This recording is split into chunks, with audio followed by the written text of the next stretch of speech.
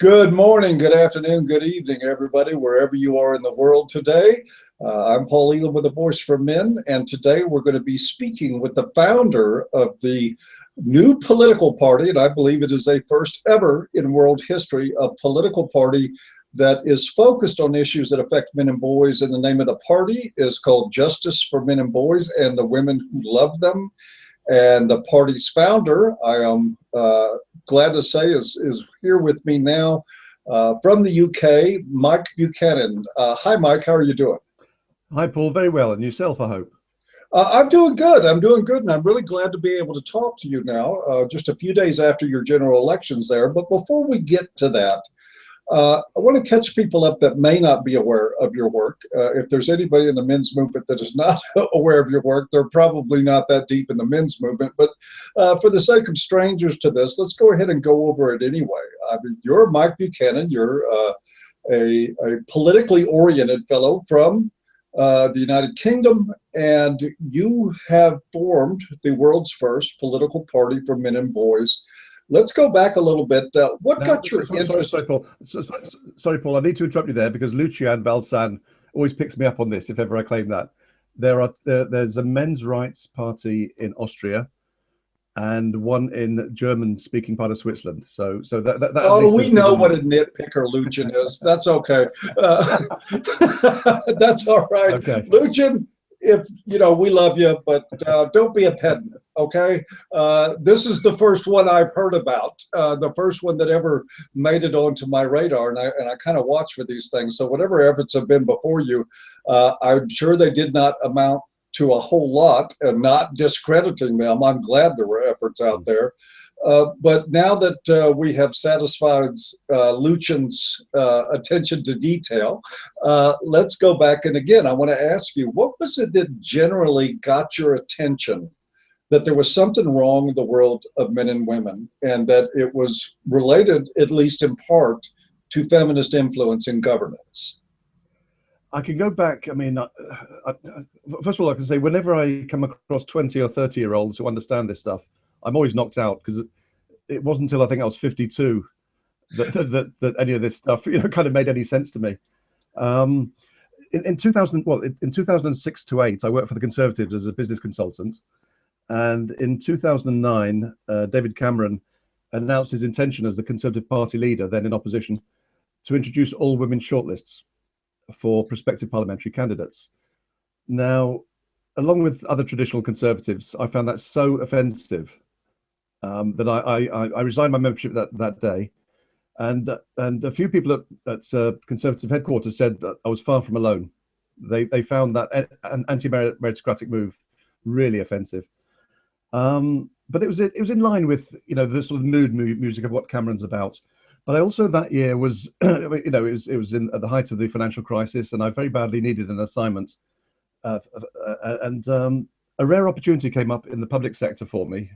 And it was basically, I won't go into the details, but it was basically an assignment that I could have done, on the train on the way to work. Quite frankly, it was so within my comfort zone. But a huge radical feminist thwarted that, and it just woke me up to I guess to what feminists are doing. Well, if people will allow me, I'm going to rush in and white knight for Mike a little bit here, because, a lot of us guys that are a little bit older, we have to understand the young men grew up with a lot of this in-your-face radical change stuff happening right in front of their face. It was very unabashed. Yep. By that point, the families were already starting to deteriorate. Fatherlessness was an issue. A big time issue, a huge one. And the absolutely blatant way that feminists go about co-opting and controlling and shaming and belittling anybody who disagrees with them was in full force in their young lives. I'm sure that as young men, men of Mike and mine's generation grew up with intact families all around us, where there were some social contract between men and women that was generally honored. I mean, it wasn't like it was a utopia or a perfect world, but we grew up in a mindset of a world that came out of more traditional values. And we were full-fledged adults before any of this really started getting bad.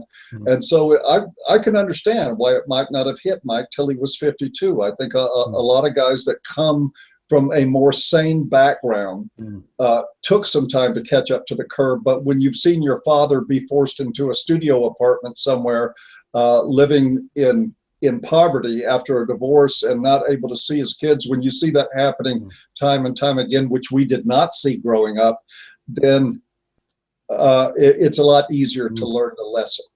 So anyway, that motivated you. And so what caused you, Mike, to decide, hey, because, you know, let's face it, not everybody wakes up and sits on their edge of their bed in the morning and says, you know what, I think I'll start a political party for men and boys, and I'll go out there so the mainstream media can throw fruit at me and belittle me and do the things that you knew would happen when you started this. What motivated you to go in that direction? Why did you see this as a solution when a lot of people might say that, well, you know, politics are going to be all co-opted by feminists, so it doesn't have a chance. And that's a fair argument to make, but I thought we'd give you the opportunity to address that here and to maybe talk about what motivated you to go in that direction. Okay, well, in about 2010 or 11, I mean, I'd already written a couple of books about feminism, and I started the Anti-Feminism League, which I haven't put anything new on for a long time. But then I slowly realized that sites like yours were just so much damn better than anything I could do. So I thought rather than attack feminism radical feminism on a broad front, I'd try and do a specific area, and one that nobody in the world was looking at the time, and to this day they're not, 3 or 4 years on, was the issue of artificially increasing the proportion of women on corporate boardrooms. So I launched Campaign for Merit in Business, and worked, I guess, solidly on it for 18 months, something like that. I engaged with House of Commons, House of Lords inquiries, and I presented to them the evidence from a growing number of longitudinal studies which showed that when you artificially drive up the proportion of women on corporate boards, corporate performance declines. And of course it does, you know, because you're basically forcing companies to take on people they would not otherwise take on. It's not a gender issue in that sense.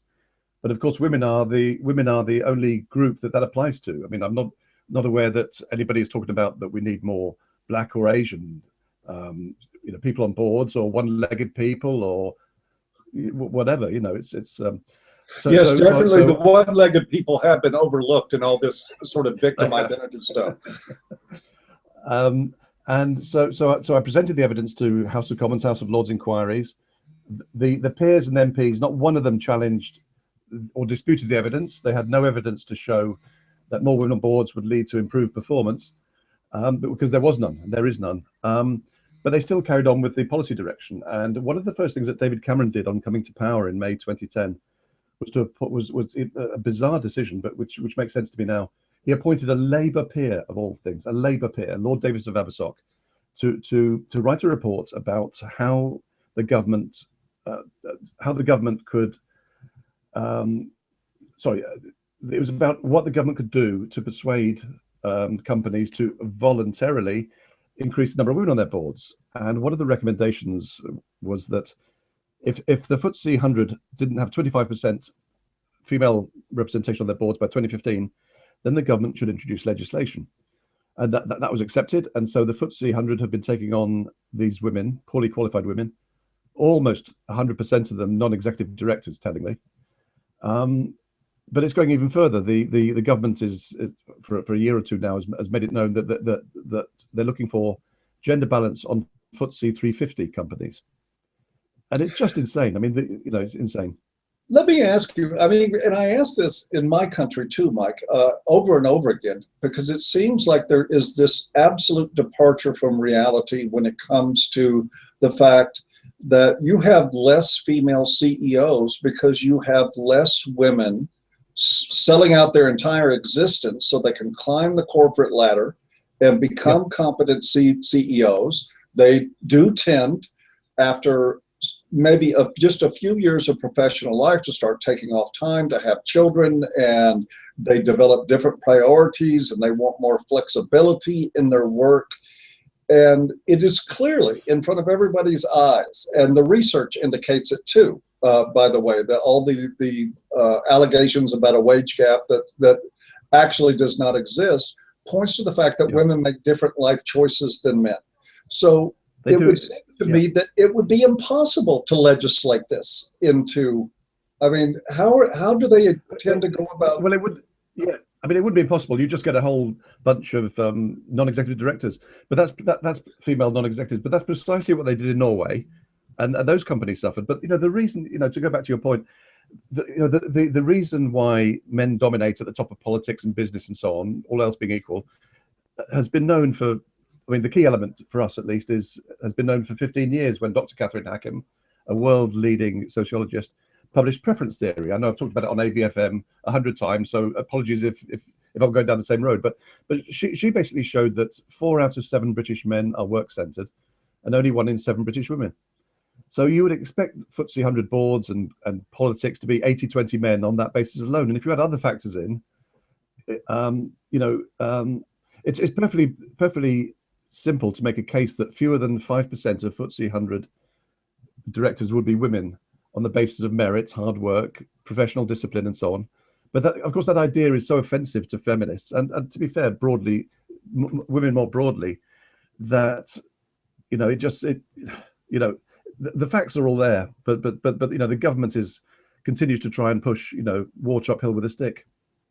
And of course, the only thing they're going to end up with out of that is mandating the elevation of incompetent, inexperienced, unqualified people into high-level executive positions. And of course, that's where you see companies suffer and start suffering losses and start performing poorly, because you need really, really bright, energetic, dedicated, experienced people at the top in order to stay competitive.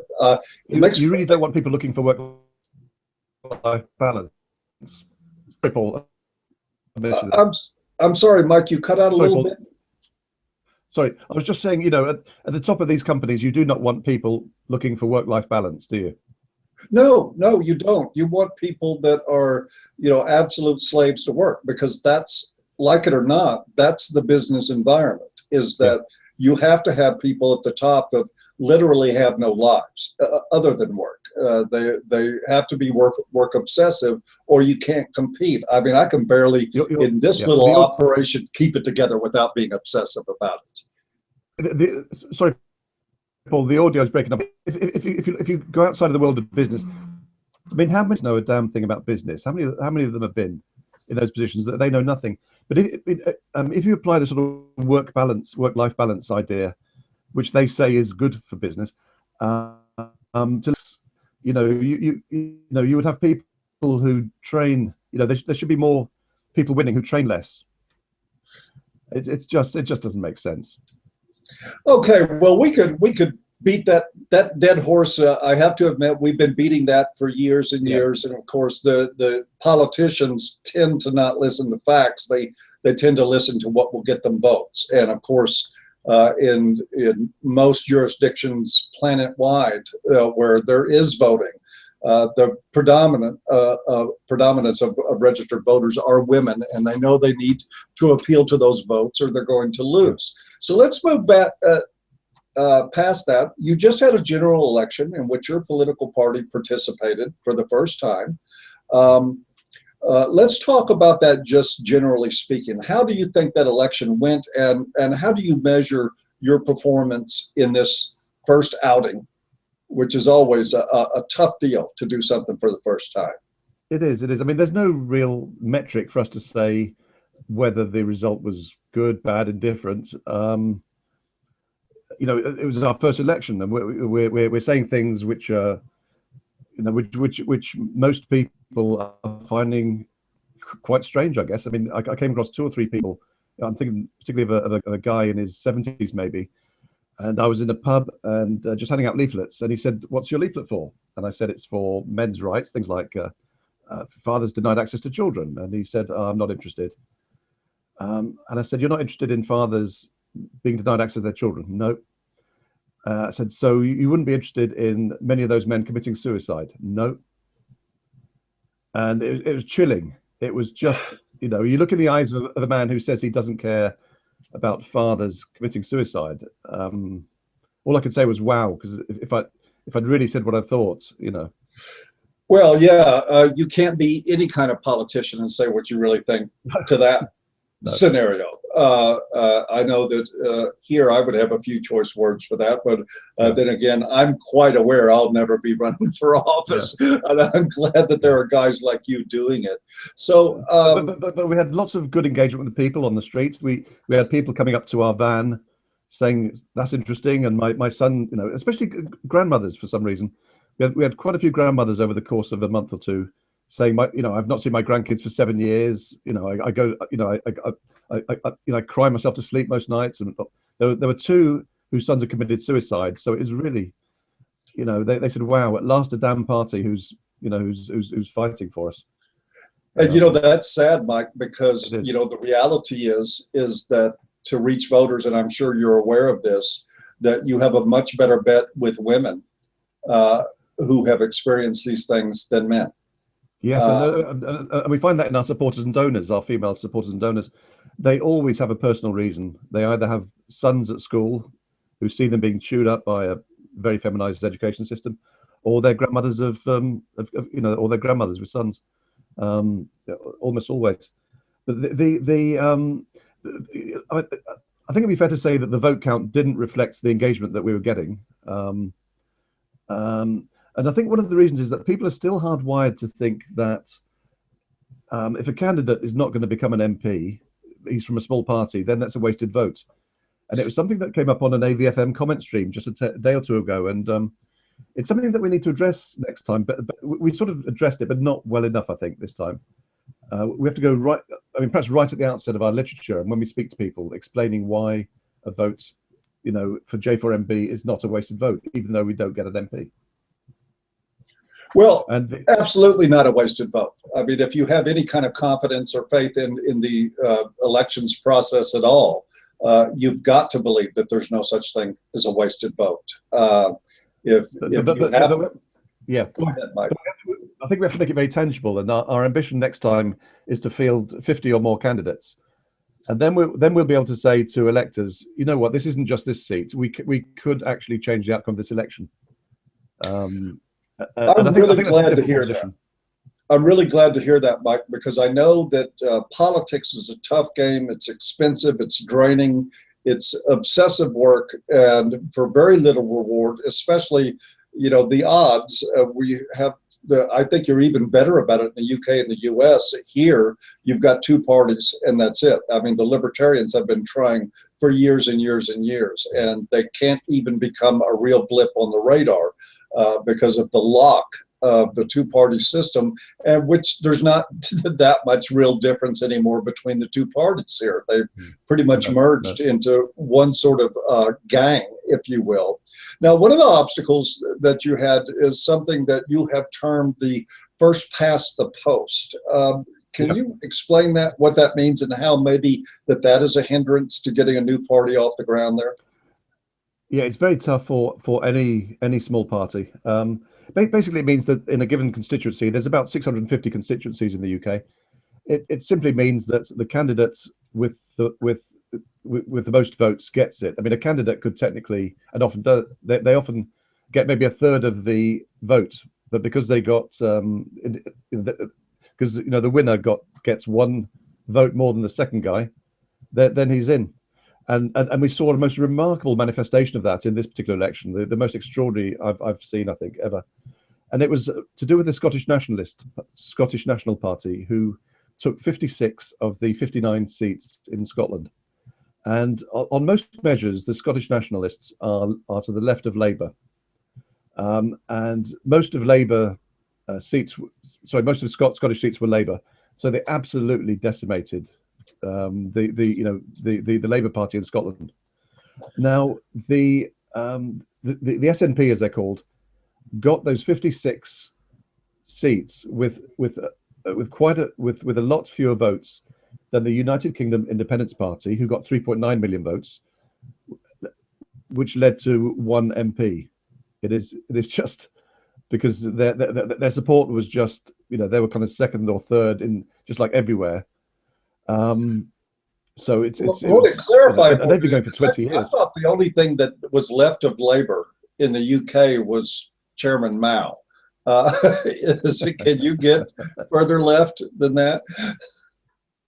Yeah, quite a bit. In fact, it's the appeal of the Scottish nationalists that they use the term progressive, which, oh my God, the left's torture of the language just gets me down. But they you know, they are still, a lot of Scots are still old school socialists, I think, and they will get their socialist republic one day, I think. Yep, and that is going to be a topic we're not going to touch today because we could probably get off on a tangent there on that subject alone. Let's move back to talking about your party and your plans for the future. How are you going to define the outcome of your work? I know that you're not entertaining the ideas that you're going to go in the next election and take a bunch of seats. I know that you're struggling to build this thing, and you've been building this for years. So how are you going to define success if it's not by outright winning? And I think that's an important question, because you can succeed without winning seats. I think it's very doable. I really do. And I think, you know, if we don't succeed in 2020, I think we will in 2020, but if we don't, then we'll succeed in 2025. And so our plan is to stand in the 50 most marginal seats of one of the two major parties. And there's a very good, you know, you can make very good cases for attacking either of them. And you know, there's no reason for us to set up our stall at this point. But I am planning in the coming 12 months to find 50 people who are willing to stand. And I'm sure there are 50 people out there that will do that. That remains your goal. So, yeah, at least 50 people, and we've tied in our new party membership to that, because every new party member will finance one candidate in 2020. Oh, by the way, just if you would please tell people the URL for your website where they can join your party, and I will remind viewers that I have joined. I am now, for the first time in my life, I am a member of a political party. Not in my country, but it is a membership, and you can join from anywhere in the world. It's very inexpensive. The dues, I think, are £8.33. So I think about $12, Paul, very roughly. Yeah, about $12, $13 American a month. And if you start now, by the time the next election comes, you will have financed one seat, one candidate to go. One deposit, yeah. So what is that URL where they can go to, if you'll just tell them? Yep, j4mb.org.uk. j4mb.org.uk. Like I said, I've joined. I would encourage others, even those apolitical, to join, because here's the deal. There's always the argument in the MRM about whether or not mainstream politics do us any good. We can have that argument all day long. But just like I said with Dr. Farrell's efforts with reaching presidential candidates in the primaries here, that the dialogue changing is part of what ABFM does, and political involvement does change dialogue. If you can keep hammering the message, you can eventually hammer enough dialogue that people will start to feel uncomfortable saying, I don't care if men are committing suicide because they can't see their children. It will become socially unacceptable and unpopular to do that, and that's where you start winning the war on that. And you can do that through politics as much as you can through publication. Which is what we do. I think that's a good test. So you're going to define, if you can get those 50 candidates, that's going to be a very good measure of your success in the future. I think so. And you know, even if those candidates got, let's say, 500 each, that could definitely turn the election. There's no question about it. I just see it as really doable. Really, you know, I'm very optimistic about it. Well, if anybody can do it, I think you probably can. Let's move on now. We've got a lot of topics to cover here. I want to talk about something about the upcoming 2019 European Union election. Yeah. So 4 years away. The UK has 79, I think it is, members in the European Parliament. Now, the key point here is that they're elected by proportional representation. So that is intrinsically advantageous or more advantageous to small parties. So we might field some candidates that I live near London. London alone has eight or nine MEPs, and we think we'll get good publicity. I mean, one of the things that gave us the most exposure, if I can just say it very quickly, is the BBC's outrageous behaviour towards us in the week or two before the general election. Do we have time for that? Yes, okay. Absolutely. We'll make time. That's an important story. So let's hear about that. On the Sunday Politics show in the East Midlands, where we were standing, they only showed one piece on BBC television, and that was an interview of me by a radical feminist. And it was a lengthy interview, but they cropped it down to about 1 minute, so that was fairly cynical, to put it mildly. But the thing that really got people very angry was the hustings. I don't know. Do you use the same term in the States? I mean, basically, it's a candidates talking at a meeting or on radio, and the BBC Radio Nottingham hustings were of Ray Barry, who was standing in another seat, and myself. Ray wasn't even invited onto the programme. He found out about it the next day, and of course he was livid, and rightly too. And he told me he'd heard on the grapevine that that the hustings that I was to appear at a week later was going to have an all-female audience. And I wondered if that was a joke for a second, but he was adamant that that's what he'd heard. So I contacted the BBC, and they were kind of sheepish about this. But they admitted. Oh, I can imagine. They hadn't even told me where the hustings were to be. So it was. I mean, the BBC are very good at admin, and so it was outside of any experience I'd had with them. So clearly they'd been planning this. So it was an all-female audience vetted by the BBC, and most of the questions they asked were about women's issues. Not one question was asked about men's issues. Oh, wait a minute. Let's back up a second, Mike. You're saying that the BBC actually screened the all-female audience for ideological leanings? Well, no, they use the word vetted. They vetted them. But, but yeah, and BBC vetting. I mean, I can imagine the questions they asked. So the whole audience was women. I mean, on a few occasions, I crashed men's issues in there, and the microphone was taken away in a second. The presenter was a young feminist woman, and the icing on the cake was that I was placed between the two female candidates. So it couldn't have been, a more. They couldn't have shown their, what's the word? Contempt. Yeah, they should have just went ahead and brought Oprah out on the stage to join you. I mean, if you're going to do it right. And the producer, who was a guy, he didn't get why I was angry. And one of his colleagues, a woman, a BBC woman, said, well, women are 52% of the audience, of the voters. So we thought it was reasonable that they're 100% of the audience. And I looked at that, and I was literally speechless. I thought, where do the BBC take these people to come out with this kind of stuff? And what do you even say to something like that? I mean, to dealing with somebody that thinks 52% electorate equates to 100% of an audience is absolutely. So they're saying 48% doesn't count.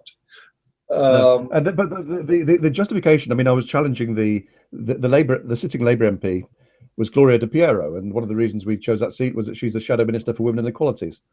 And the BBC later justified the all-women audience by saying that we were raising gender issues, so it was only fair that gender issues were discussed before an all-female audience. Absolute insanity, absolute and complete insanity, but not too surprising. And as I understand things, they have followed up by issuing a directive that the BBC is no longer going to talk to you or any men's issues representatives. Oh, I haven't heard that. That's the wind I got. It may not be true, but I thought that's what I understood from the Breitbart article, that they had just basically 86'd you and crossed you off the list of the people that they would speak with. That may or may not be true. I'll go back and check that article. Oh, okay. No, okay. I was taken off a Daily Politics show with about 24 hours notice a few days after that. on another pathetic pretext. But the BBC are beyond shameless. I mean, about a year ago, they had a piece on Newsnight about domestic violence, which presented the usual, male perpetrators, female victims, and it breached 54 editorial guidelines, 54. And I took 2 or 3 days in outlining them all. The guidelines are 127 pages long, so it took a little while. Sent it to them, and it was the complaint was rejected with utter contempt, as was the subsequent appeal. And I know plenty of people have sent in complaints about what happened with this all-female audience and so on. But my prediction is it will come to nothing. I'm sorry to say.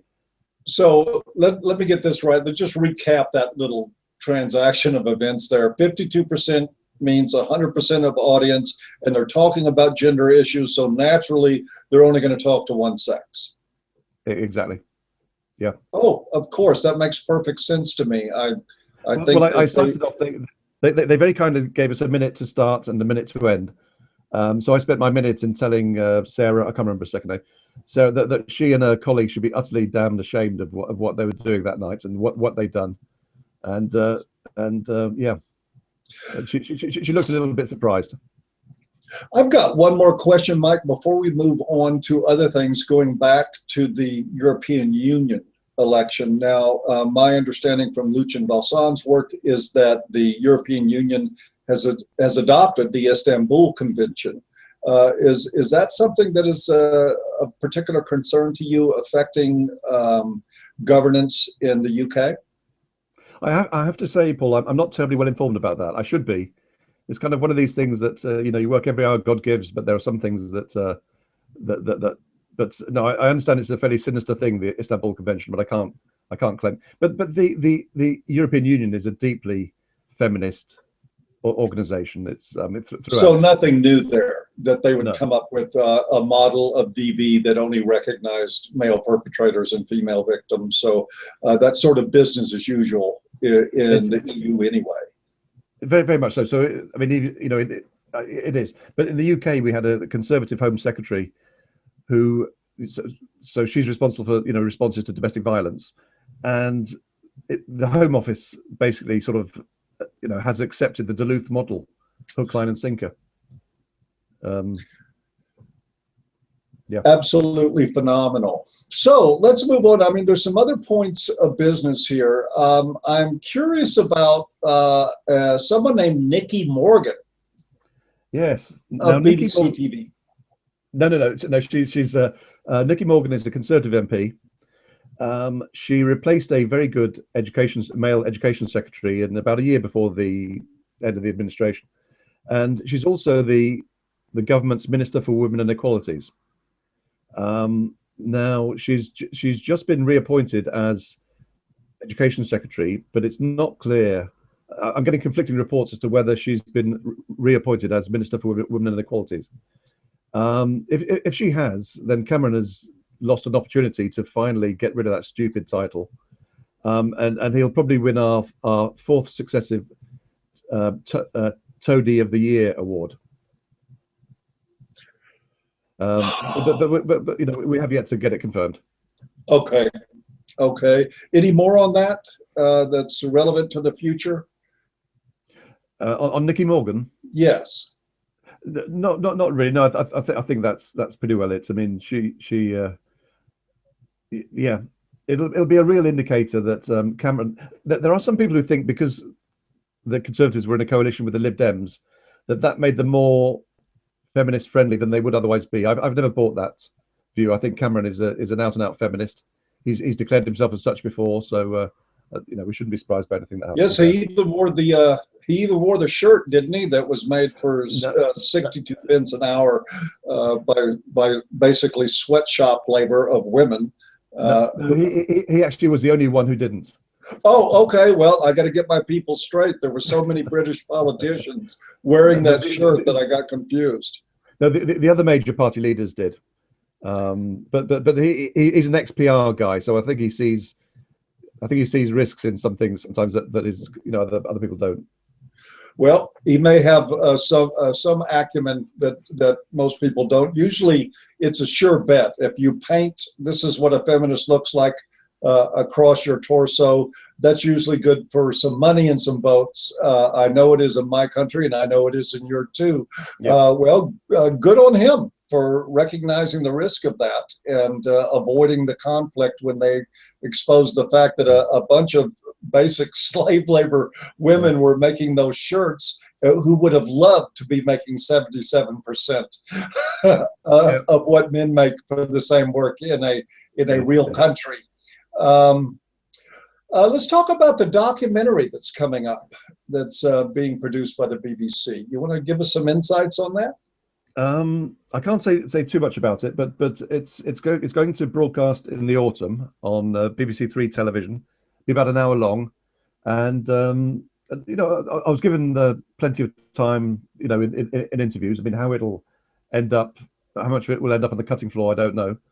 But I think increasingly we're sort of getting noises that the BBC realise that the game is up. They can't carry on relentlessly just denying that men's issues exist, or that feminism is about gender equality. The audience is not standing for it.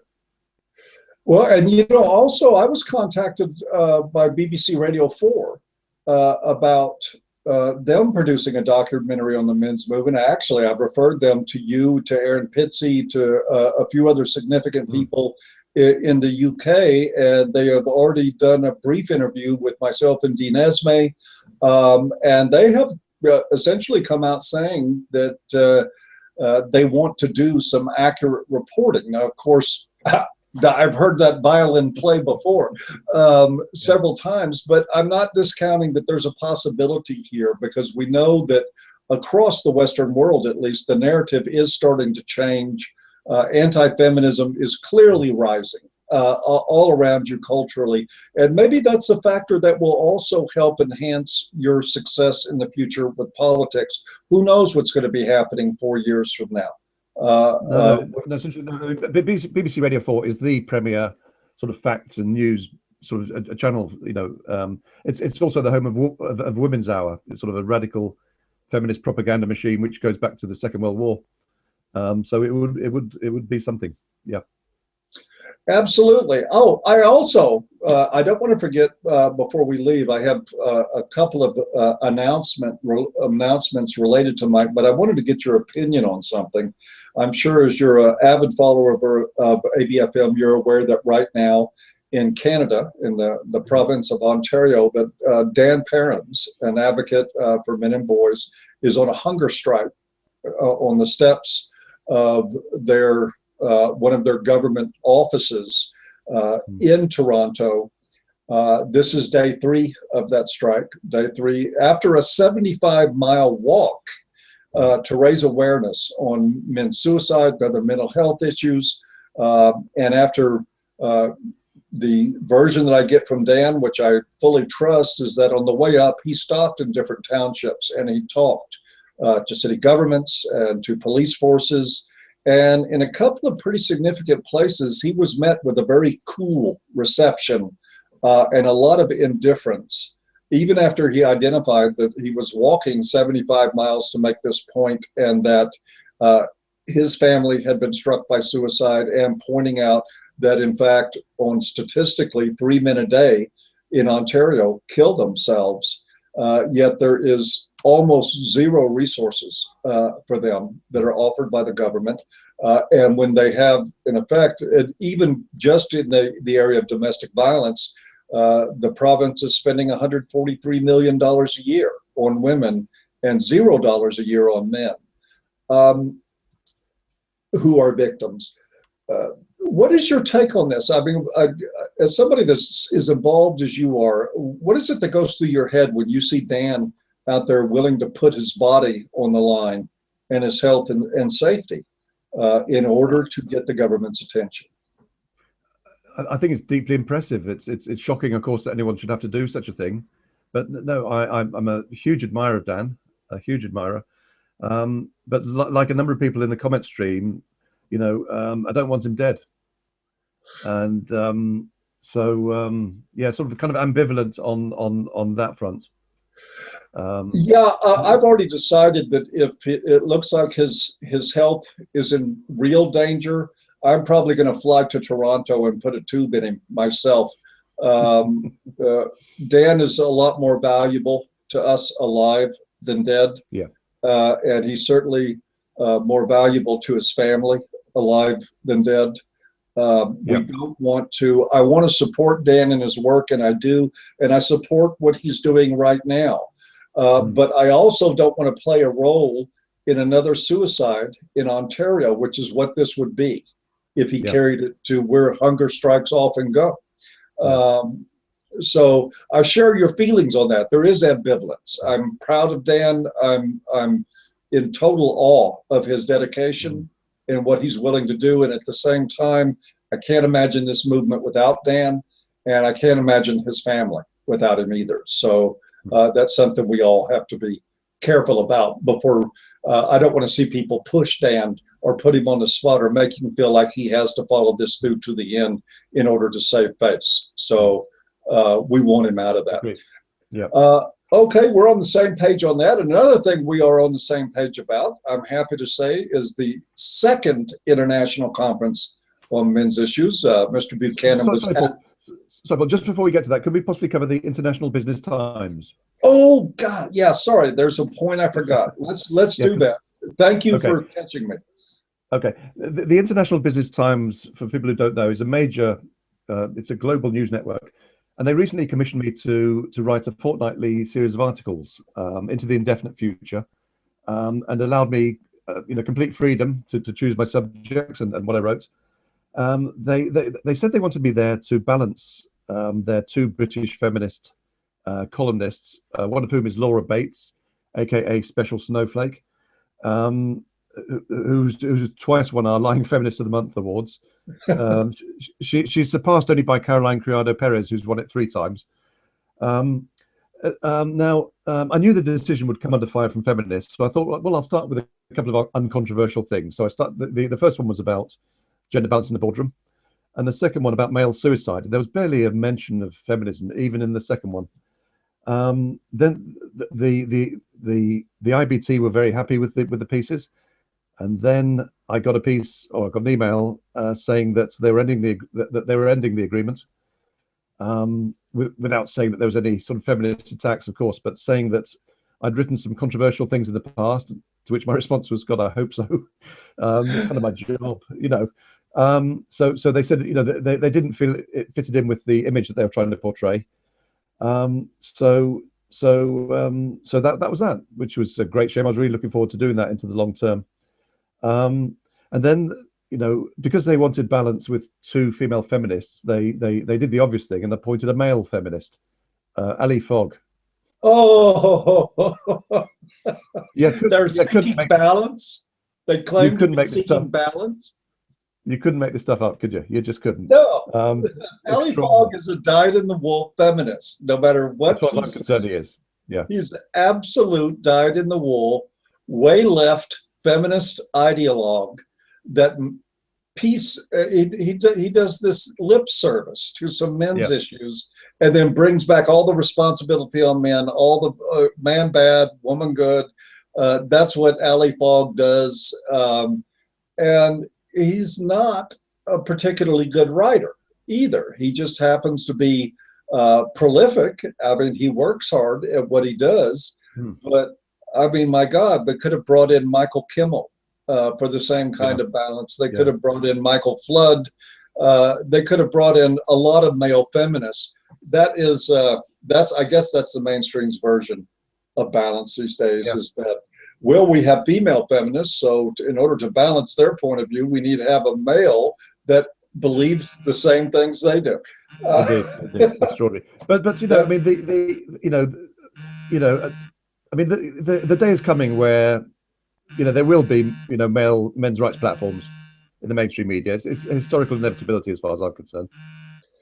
Peter Lloyd's made a lot of headway into getting some of these issues directly and bluntly into at least in front of a lot of readers in Great Britain. And certainly kudos to him for that work. But yeah, that's one of these things. So Peter Lloyd? Yes. Okay, sorry, yes, okay. Yeah, it's just one of these things that the world Mike inhabits is the same one I do, is that almost every day you run into something that you say, well, that can't possibly be happening. That's just too bizarre to be real. Yeah. But it is, and it happens all the time in one form or another. And putting Ali Fogg in as a counterbalance to feminist perspective is, Yeah. I don't know, like. It is incredible.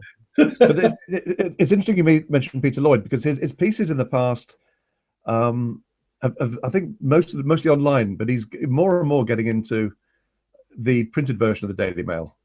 I mean, double page spreads. I mean, this is serious stuff. And Yes. he's increasingly talking about feminism. I'm pleased to say he didn't do much of that at one time, but he is now. Yes, and he's very unabashed in his points of view. I mean, very direct speaker.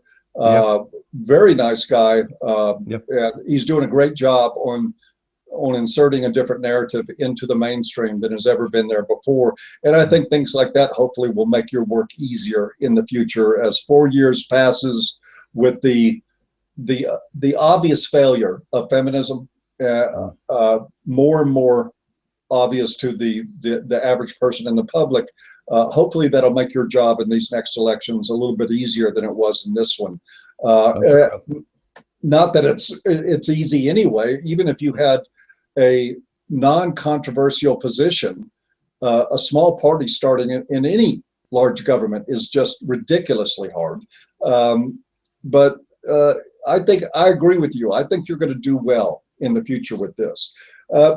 Good enough time to tell people that I met Mike the first time last year in St. Clair Shores, Michigan, at the first International Conference on Men's Issues. And I'm very much looking forward to meeting Mike again at the second International Conference on Men's Issues in Houston. Mike's going to come.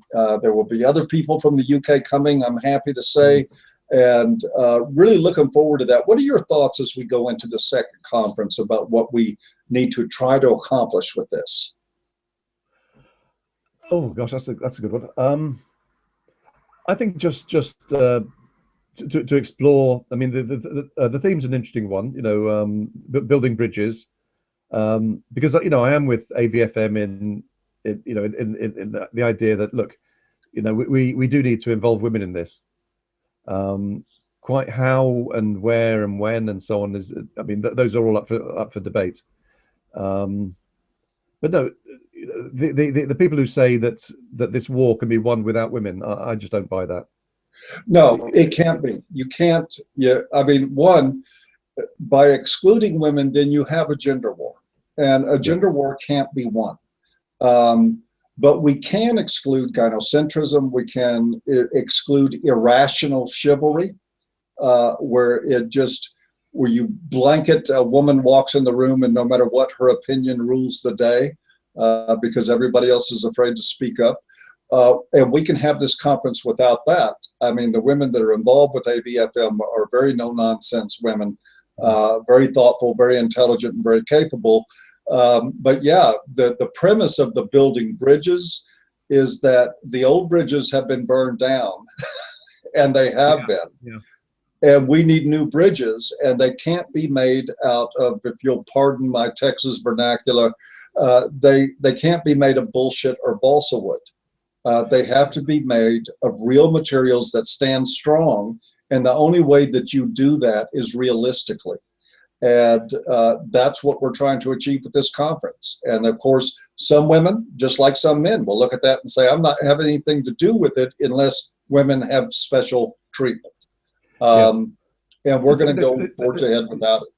No, it'll be interesting. I mean, I think we also need to work out how, in God's name, we can stop feminists burning the damn bridges in the first place. Because I mean, very much the women who are willing to talk to us about bridge building are not the problem. The question is, how do we stop these hate-driven women? And I think women as a class could do a damn sight more than they are.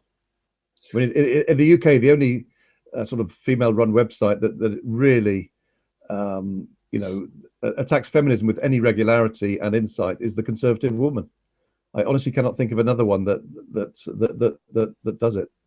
And that's an issue that comes up for us all the time, Mike, is that, I mean, there's a lot of, as you know, AVFM doesn't take really a political stance. I've joined your party on the merits of it as an advocacy party for men and boys, and I know where your heart is on that stuff. And I politically, I probably agree with you on like 95% of things.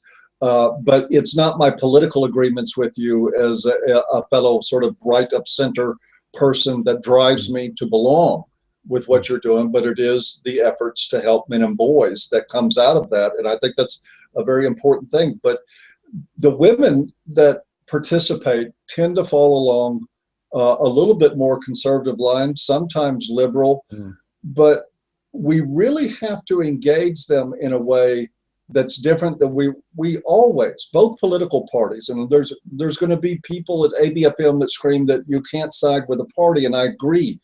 We can't side with a party, but because what we find is that the left kills us with feminism, and then the right kills us with mindless chivalry. But I'll take my chances usually on the right, because at least there is a strong anti-feminist component. And then perhaps if they prevail in that, then we can work with the right on understanding that legislation like VAWA, approving that, is not in the best interest of your constituents. But that's a lot further down the road. So anyway, you got our full-fledged support here, Mike, for what you're doing. I want to encourage everybody again, look, it's $13 a month. $13 a month right now out of your budget. And we know, listen, I get it. There's a lot of men that have been wiped out by family courts that have been through absolute hell, that are unemployed. They don't have $13 a month. And I understand that. But for some men, $13 a month is a couple of trips to Starbucks. It's like 2 cups of coffee in a high-end coffee establishment.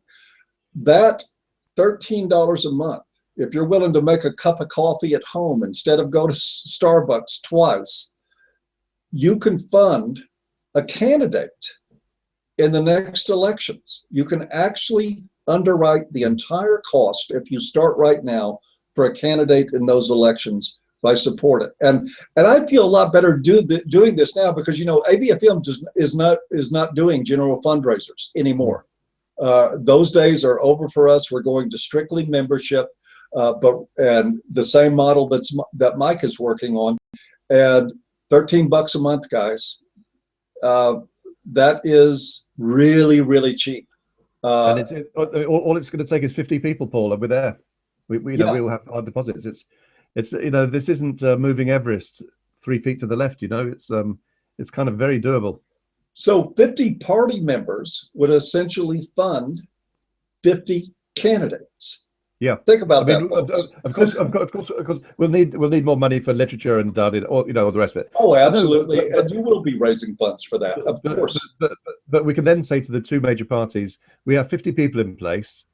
You know, you need to talk to us, because, you know, we will choose one of you, and you know, you do not want to be that one. And I'm really pleased to be able to say now that ABFM is no longer going to have general fundraisers. We're not going to have those quarterly, you know, $20,000 goals. We're going to make things work on a shoestring until we build our membership to the point that it's maybe not so much shoestring, but that opens us up. We'll be able in the future to open up our platform more for fundraising for people like Mike Buchanan and the Justice for Men and Boys and the Women Who Love Them Party, and other initiatives like Zen Men and other college groups that want to form. We'll be able to use our platform to help them raise money just by simply operating from memberships at ABFM. And I think that's a win-win for everybody. That's our plans for the future. So I just want to make it public. I'm committing us to helping you a great deal more in the future, and we will be encouraging people regularly. Join the party, folks. Join the Justice for Men and Boys. It doesn't matter if you live in Zimbabwe. $13 a month, you can belong to that party legitimately. And matter of fact, even an international citizen, isn't it true that they could actually run? Yes, indeed. Yes. Yeah. I mean, if you want to run, Paul, you know, there's a space there for you. Well, I would love to. Unfortunately, I can't move to Great Britain. Although I've been there, and your beer is good enough to tempt me to move there. But anyway, that's it. Mike, have I covered it all? Have I missed anything, or is there anything else you would like to address before we close out? No, I don't think so, Paul. It's been a pleasure. It's been a pleasure. You know how highly I think of AVFM, and I'm really looking forward to seeing you all in October. I'm looking forward to it too. By the way, folks, voicefrommen.com. You can go there right now. You can get your tickets while they're still at their cheapest to come to the conference in October. It's 29th and 30th of October of this year in Houston. And if it is anything like last year, and I can promise you it will be, it was an amazing experience for anybody who was there. If you talk to anybody who actually went to it, they will tell you it was like going to Disneyland when you're 6. It was a great time.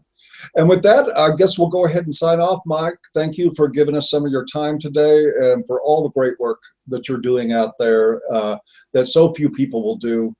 Just want you to know we're going to support you in the future on this. I want to see your party succeed, and I want to see those 50 candidates out there in the next election. That's great. Thanks, Paul. Appreciate that. Thank you, folks. I'll be back later this evening with day 3 from, I'll be visiting with Dan Parents to cover day 3 of his hunger strike in Toronto, Ontario, and we'll be starting that somewhere around 7 o'clock this evening Central Time. Have a great day. We'll see you guys later. Bye-bye.